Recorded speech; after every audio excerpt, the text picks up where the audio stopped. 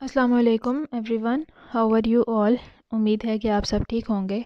I am here with lecture number 93 for class 10th, जिसमें हम लोग यूनिट नंबर 14 यानी कि एनवायरमेंटल केमिस्ट्री के पार्ट 1 द एटमॉस्फेयर के बारे में डिस्कस कर रहे हैं। और एटमॉस्फेयर के बारे में जब हमने स्टार्ट किया है तो ऑब्वियसली हम लोग देख रहे हैं कि कौन सी डिफरेंट चीज़ें हैं जिनसे मिल के एटमॉस्फेयर बनती है, एटमॉस्फेयर का क्या रोल है हमारी लिविंग ऑर्गेनिज्म की लाइफ के लिए। और उसके अलावा हमने देखा कि डिफरेंट लेयर्स ऑफ एटमॉस्फेयर कहाँ कैसे मौजूद हैं, किस तरह से उनके अंदर टेम्परेचर वेरी करता है, कितनी हाइट्स पे ये लेयर्स मौजूद हैं। और उसके अलावा हमने इनकी इम्पॉर्टेंस भी पढ़ी और साथ में हमने ये भी डिस्कस किया था कि कौन कौन सी गैसेस जो हैं जो मिल के एटमॉस्फेयर को बनाती हैं। उसके अलावा अपने प्रीवियस लेक्चर में मैंने डिस्कस किया था अबाउट द पोल्यूटेंट्स मैंने आपको बताया कि जिस तरह से इंसान तरक्की करता जा रहा है, साइंस एंड टेक्नोलॉजी के ऊपर हम ज़्यादा डिपेंड करते हैं। अपनी डेली लाइफ रूटीन में हम लोग मैक्सिमम यूज़ करते हैं साइंस एंड टेक्नोलॉजी का। डिफरेंट इंडस्ट्रीज सेटअप की गई हैं, डिफरेंट फैक्ट्रीज सेटअप की गई हैं, जिसकी वजह से हमारे एनवायरनमेंट पे, हमारे एटमॉस्फेयर पे नेगेटिव इफ़ेक्ट स्टार्ट हो चुके हैं। नेगेटिव इफ़ेक्ट इस सेंस में कि हम लोग अपनी इन्वायरमेंट में, अपने एटमॉस्फेयर में फ़र्स्ट ऑफ़ ऑल डिफ़ॉरेस्टेशन कर रहे हैं। अपने बढ़ती पॉपुलेशन को जगह देने के लिए, उनको अकोमोडेट करने के लिए हमने फॉरेस्ट क्लियर करना शुरू कर दिए हैं। डिफरेंट रिक्वायरमेंट्स के लिए, डिफरेंट नीड्स के लिए फॉरेस्ट को कट डाउन किया गया है, एनिमल्स को किल किया गया है, जिसकी वजह से सबसे पहले हमारा एटमॉस्फेयर का पूरा सर्कल जो है, सिस्टम डिस्टर्ब हो गया है। उसके अलावा हमने जो डिफरेंट इंडस्ट्रीज़, डिफरेंट फैक्ट्रीज़ को सेटअप किया है, उसकी वजह से हमारी एटमॉस्फेयर में, चाहे वो वाटर है, चाहे वो लैंड है, चाहे वो एयर है, उसके अंदर मुख्तलिफ़ किस्म के पोल्यूटेंट्स हमने ऐड करना शुरू कर दिए हैं। पोल्यूटेंट्स क्या हैं? ऐसे कोई भी मटेरियल जो ख़तरनाक हो सकता है लिविंग ऑर्गेनिज़म के लिए और बिला वजह, बिला ज़रूरत इन्वायरमेंट में रिलीज़ किया गया है, जो पहले यहाँ पे मौजूद नहीं थे। तो मुख्तलिफ़ फैक्ट्रीज़ जब सेटअप की गई हैं तो उसकी वजह से मुख्तलिफ़ पोल्यूटेंट्स जो हैं वो हमारे इन्वायरमेंट में एंटर होना शुरू हो चुके हैं। पोल्यूटेंट्स की हमने टाइप्स पढ़ी थी कि प्राइमरी पोल्यूटेंट्स होते हैं जो डायरेक्टली वेस्ट निकलता है, चाहे आप कह लें कि कंबशन हुई है फॉसिल फ्यूल की, जैसे ऑटोमोबाइल्स में या इंडस्ट्रीज़ में कोई भी चीज़ बनी है, उससे जो चिमनीज़ के थ्रू वाटर के अंदर या सॉइल के अंदर जो डायरेक्ट वेस्ट डिस्पोज किया जाता है, that is the primary pollutant. Secondary pollutant क्या है कि जब प्राइमरी पोल्यूटेंट मुख्तलिफ दूसरी चीज़ों के साथ रिएक्ट करके एक और किस्म के, एक और टाइप के पोल्यूटेंट बना देते हैं, those are called as secondary pollutant. दोनों बहुत ज़्यादा ख़तरनाक हैं, मुज़र हैं लिविंग ऑर्गेनिज़म के सर्वाइवल के लिए। आज का जो हमारा टॉपिक है that is about the sources of air pollutants. सबसे पहले हम लोग एयर पोल्यूटेंट्स के बारे में पढ़ रहे हैं कि कौन कौन से ऐसे पोल्यूटेंट्स हैं जो इनको हवा में यानी कि हमारी एयर में रिलीज़ किया जाता है।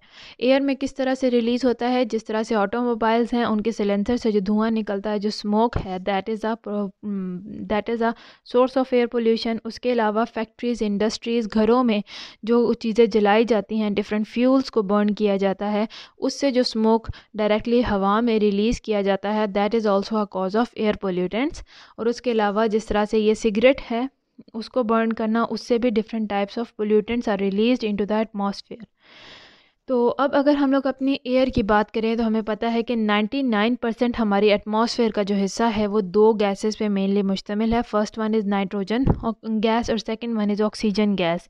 ये दोनों गैसेस, नाइट्रोजन जो है ऑलमोस्ट 78% और ऑक्सीजन जो है 20%, 21% ऑलमोस्ट इतना जो है हमारी एटमॉस्फेयर को, हमारी एयर के अंदर प्रेजेंट है, और बाकी की गैसेस बहुत कम अमाउंट में प्रेजेंट है। तो हम ये कह सकते हैं कि हमारी एटमॉस्फेयर का 99% जो हिस्सा है वो दो गैसेस पे मुश्तमिल है, nitrogen gas and oxygen gas. Although बाकी की गैसेस भी मौजूद हैं, लेकिन they are the minor constituents. Minor constituents या means if 99% is of nitrogen and oxygen, तो बकाया जो 1% है उसके अंदर मुख्तलिफ़ किस्म की बाकी गैसेस आ जाती हैं, जिसमें आर्गन है, कार्बन डाइऑक्साइड है, और इसी तरह की बहुत सारी डिफरेंट गैसेस हैं जो बहुत कम अमाउंट में एटमॉस्फेयर के अंदर पाई जाती हैं। लेकिन अगर उन गैसेस की जो माइनर कॉन्स्टिट्यूएंट हैं, अगर उन गैसेस की अमाउंट ज़रा सी भी एक लिमिट से ऊपर चली गई, यानी इस 1% से इंक्रीज़ कर गई, तो it will have a major effect on our environment. ये हमारे एनवायरनमेंट के ऊपर नेगेटिव एडवर्स इफ़ेक्ट प्रोड्यूस करेंगे, जिसकी वजह से एनवायरनमेंट को, एटमॉस्फेयर को, लिविंग ऑर्गेनिजम्स को डैमेज होगा, उनकी नुकसान पहुंचेगा, लिविंग ऑर्गेनिज्म की सर्वाइवल मुश्किल हो जाता है। बिकॉज़ हमारी एटमॉस्फेयर जो है वो डिटरमाइन करती है कि किस तरह के इन्वायरमेंट पे हम रहते हैं, यानी कि कहीं पे एटमॉस्फेरिक प्रेशर किस तरह का है, टेम्परेचर किस तरह का है। हमारी जो एटमॉस्फेयर है वो एक तरह से हमारे इन्वायरमेंट को बनाती है, और इन्वायरमेंट क्या है, वो हिस्सा ज़मीन का जिसके अंदर लिविंग ऑर्गेनिज्म सर्वाइव कर रहे हैं, हमारे इर्द गिर्द का जो माहौल है। तो अगर एटमॉस्फेयर ख़राब हो रही है, यानी हमारी इन्वायरमेंट ख़राब हो रही है, तो जिसमें हम जिस पार्ट में हमारे इर्द गिर्द के हवा जो है, हमारे इर्द गिर्द के वाटर, लैंड, एयर, अगर इन पे इफ़ेक्ट पड़ेगा तो ऑब्वियसली हमारे सर्वाइवल पे, हमारे वे ऑफ लिविंग पे इफ़ेक्ट पड़ेगा, और we will face major challenges. तो इसीलिए ये जो माइनर कॉन्स्टिट्यूएंट्स हैं गैसेस के, जो ये 1% हिस्से में प्रेजेंट हैं, उनको हम कहते हैं कि ये इनकी एक हद तक जो है लिमिट में रहें, उनकी कंसंट्रेशन, तभी वो सेफ़ हैं। अगर वो उस 1% से इंक्रीज़ हो जाए तो इसका मतलब कि वो हमारे लिए डैमेज कॉज कर सकते हैं, हमारे लिए ख़तरनाक हो सकते हैं, हार्मफुल हो सकते हैं।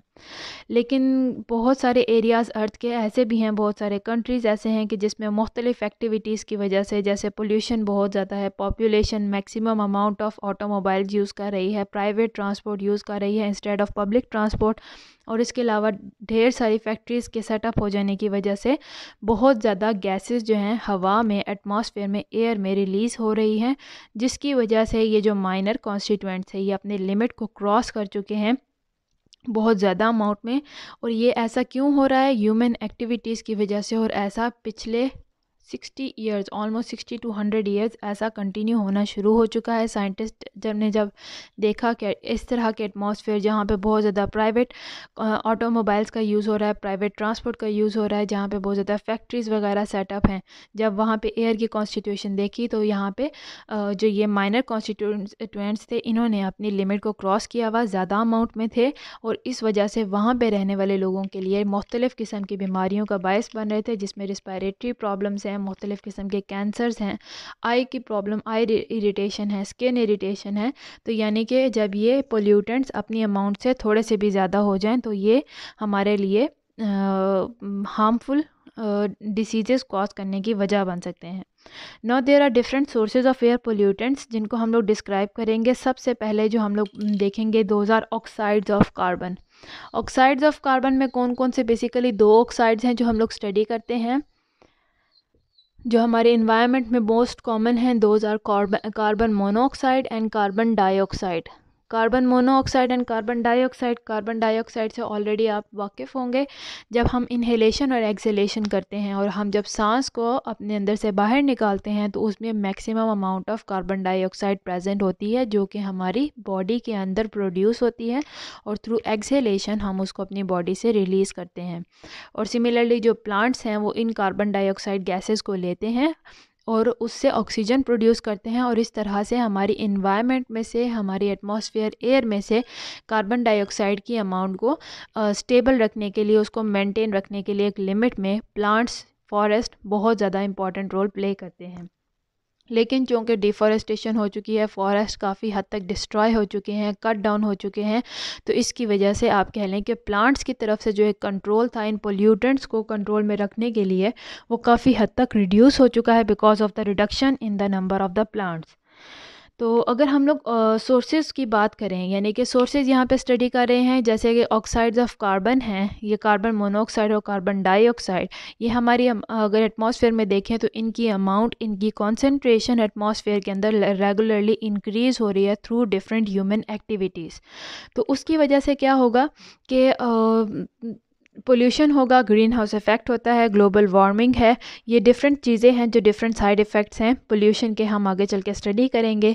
अभी हम देखते हैं कि क्या क्या सोर्सेज हैं, कि किन किन वजूहात की वजह से ये कार्बन डाइऑक्साइड और कार्बन मोनोऑक्साइड की अमाउंट एटमॉस्फेयर के अंदर ज़्यादा हो चुकी है।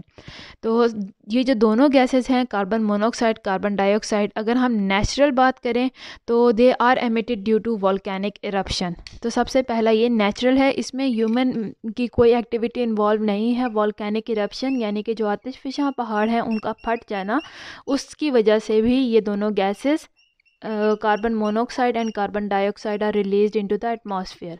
अब आप ये कहें कि यहाँ पे जो ये वोल्केनिक इरप्शन है ये एक नेचुरल प्रोसेस है, इसकी वजह से भी तो पोल्यूशन हुआ है।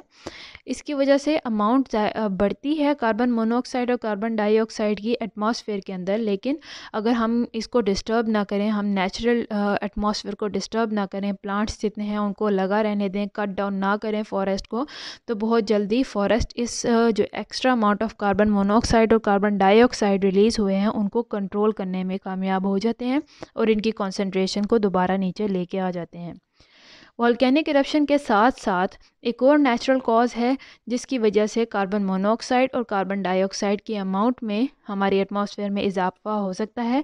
That is the decomposition of organic matter. Organic matter क्या हो सकता है? जिस तरह के लिविंग ऑर्गेनिजम्स हैं उनकी जो डेड बॉडीज़ हैं उनकी जब डीकम्पोजिशन होती है, यानी जब गलना सड़ना शुरू हो जाती हैं, तो उससे भी कार्बन मोनोऑक्साइड और carbon dioxide gases are released.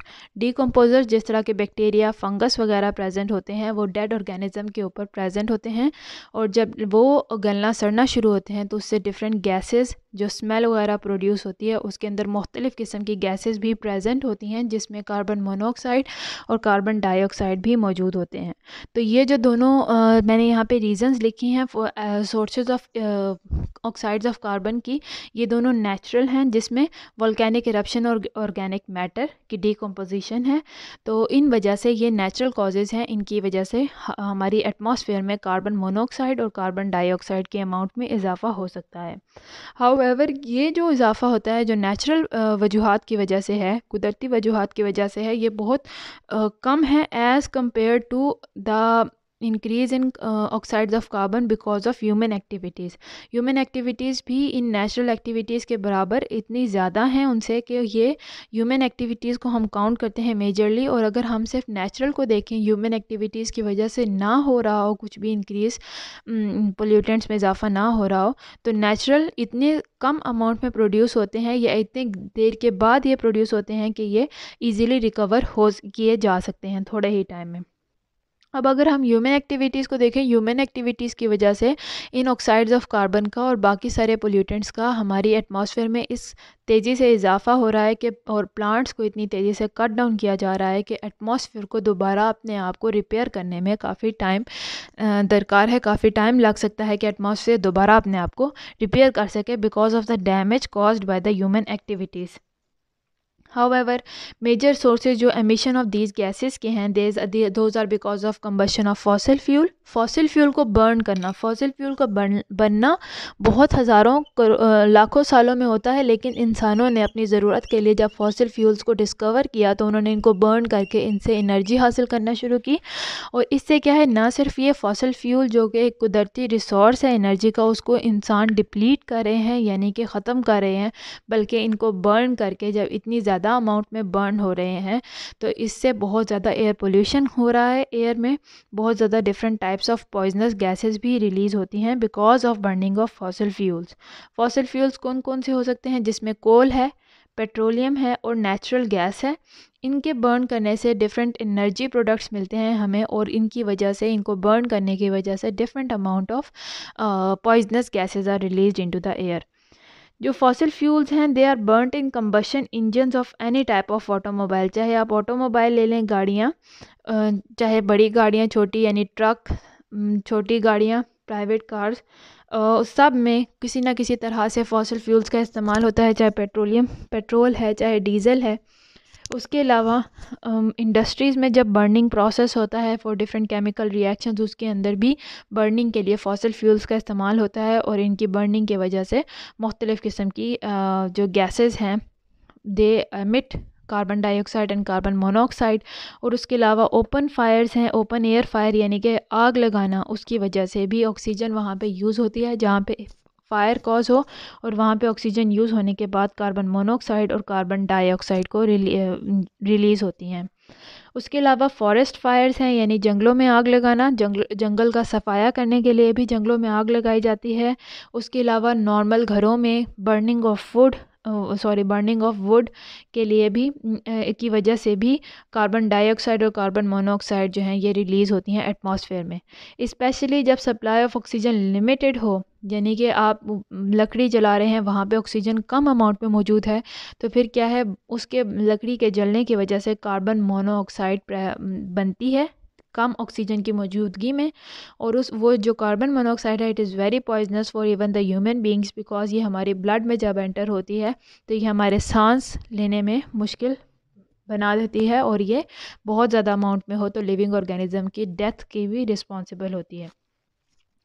तो ये था मेरा आज का लेक्चर, जिसमें मैंने आपको बताया about the oxide of carbon, कि कार्बन मोनोऑक्साइड और कार्बन डाइऑक्साइड कहाँ क्या इनके सोर्सेज हैं, डिफरेंट नेचुरल सोर्सेज कौन से हैं और आर्टिफिशियल सोर्सेज कौन से हैं।